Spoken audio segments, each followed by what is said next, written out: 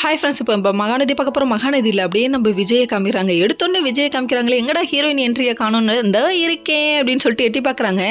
எட்டி பார்த்தது மட்டும் இல்லைங்க, அப்படியே பியூட்டிஃபுல்லாக சேரீயில் காமிக்கிறாங்க. அதுக்கப்புறம் பார்த்து அப்படியே மயங்கி லவ் ப்ரப்போஸ் பண்ணுவார். அதுக்காக தான் தயங்குறாரு. நம்ம எதிர்பார்த்துட்டு இருந்தால் கடைசியில் மனுஷன் பொசுக்குன்னு போயிடுச்சு. அவ்வளோ சீக்கிரம் நான் சொல்லிடுவேனா, நான் சொல்ல மாட்டேன், நீ என்ன பண்ணுவ அப்படின்னு சொல்லிட்டு இவரோட ரியாக்ஷன் இருக்குது. நம்மளால் என்ன பண்ண முடியும், வேடிக்கை தான் பார்க்க முடியும். இன்னொரு பக்கம் இவர் என்ன பண்ணிட்டாருனா, விஜய் இருந்துட்டு இது மாதிரி தாத்தாவுக்கு இப்படி ஆனதில் வந்துட்டு வேண்டியிருக்காங்க பாட்டி, ஆசிரமத்துக்கு சாப்பாடு போடணும் அப்படின்ட்டாங்க. அதுவும் எந்த ஆசிரமம்னு பார்க்குறீங்களா, நம்ம வெண்ணிலா ஆசிரமம், வெண்ணிலா இருக்காங்களே அந்த ஆசிரமத்துக்கு சாப்பாடு போடணும்னு சொன்னோடனே சரிப்பா நான் நேரில் இருந்து பார்த்துக்கிறேன் எல்லாத்தையும், நீங்கள் அமௌண்ட்டு கொடுங்கன்னு சொல்லிட்டு வாங்கிட்டு இவங்க ஒரு பக்கம் கிளம்பிட்டாங்க. காவேரி என்ன நினச்சி பெருமைப்படுறதா என்ன பண்ணுறதுன்னு தெரில. என்ன பண்ணுறது, கடமை உணர்ச்சி தவறாமல் இருக்கீங்களே அப்படிங்கிற மாதிரி இருக்குது. இன்னொரு பக்கம் வீட்டுக்கு வராங்க. வீட்டுக்கு வந்தோடனே தாத்தா அட்வைஸ் பண்ணுறாரு. எதுக்கு அட்வைஸ் பண்ணுறாருன்னு புரியலையே யோசிச்சுட்டு இருக்காங்க. யோசிச்சுட்டு இருக்க கேப்பில் நம்ம காவேரிகிட்ட ஹார்ஷாக பேசினதை நினச்சி பார்க்குறாரு.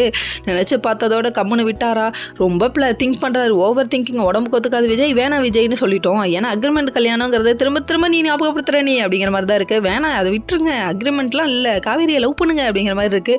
சரி இதெல்லாம் ஒரு பக்கம் இருக்குது. இன்னொரு பக்கம் நம்ம வெண்ணிலாவுக்கு, அதாவது வெண்ணிலாவுக்கு ஞாபகம் வருதாட்டுக்கு. வெண்ணிலாவுக்கு பேரே மறந்து போச்சு. ஆனால் அந்த அப்பளக்கட்டை பார்த்தோன்னே அப்படியே நம்ம ஹீரோவோட முகம் அப்படியே அப்படி இப்படின்னு வந்துட்டு போகுது. எப்படி அவன் தான் அக்யூஸ்டு அப்படிங்கிற மாதிரி இருக்குது. அது மட்டும் இல்லைங்க, நிவேதான் பேரை மாற்றி வேற கூப்பிட்றாங்க. சரி இதெல்லாம் ஒரு பக்கம் இருக்குது. அந்த பொண்ணுக்கு நடந்த ஆக்சிடென்ட்டில் எல்லாத்தையும் மறந்துருச்சு போ. இன்னொரு பக்கம் நம்ம காவேரியோட தங்கச்சி, அதாவது யமுனாவை காமிக்கிறாங்க. அந்த பொண்ணு போயிட்டு நிவீனை டார்ச்சர் பண்ண ஆரம்பிக்குது. மறுபடியும் ஐயோ இவள்கிட்ட சிக்கனம் அவ்வளோதான்ட்டு அவரு தெரிச்சு ஓடுறாரு. அது மட்டும் இல்லைங்க, நான் என்ன பேச வரேன்னு புரியுதா, டே என்ன நீ இன்னும் பைத்தியக்காரனா நினச்சிட்டு இருக்கல அப்படிங்கிற மாதிரி இருக்குது. நிவீனோட ரியாக்ஷன், என்னடா இது இப்படி மாட்டிக்கிட்டோமே இவள்கிட்ட அப்படிங்கிற மாதிரி இருக்குது. சரி தப்பிச்சு ஓடி விடு உசுரே அப்படின்னு சொல்லிட்டு இவரு ஒரு பக்கம் ஓட ஆரம்பிச்சிட்டாரு. Okay friends.